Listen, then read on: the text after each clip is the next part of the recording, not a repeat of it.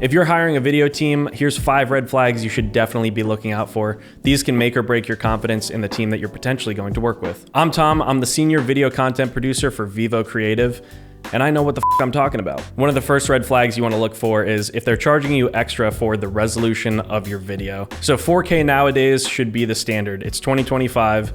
Cameras can shoot 4K. It's not 1080p anymore. If you're asking for 6K, if you're asking for 8K, maybe it's justified for them charging more, but 4K is just standard. If you've seen their footage and they say they only shoot 1080p and you like what it looks like, that's totally fine, don't worry about it. But if they're trying to upcharge you just to use 4K footage, that's just a red flag. You should definitely not work with them. This one goes without saying, probably with any company ever, but if they're making you supply any of the gear, that's a red flag. So if you're working with someone that's like new to video production and you kind of have a tight budget, I don't think that's really a red flag. I think that's justified. But if you're hiring an established video company and they're asking you to rent a lens, bring your own lighting gear, bring your own camera, no.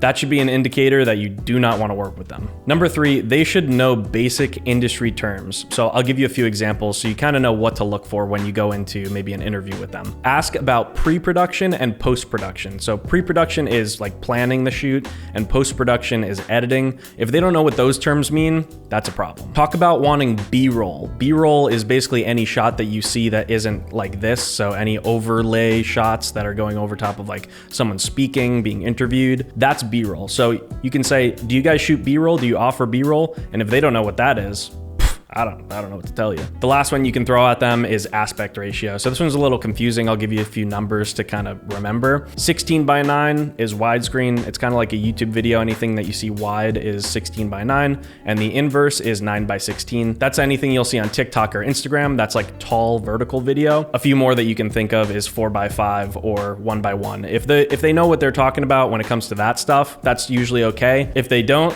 big no-no.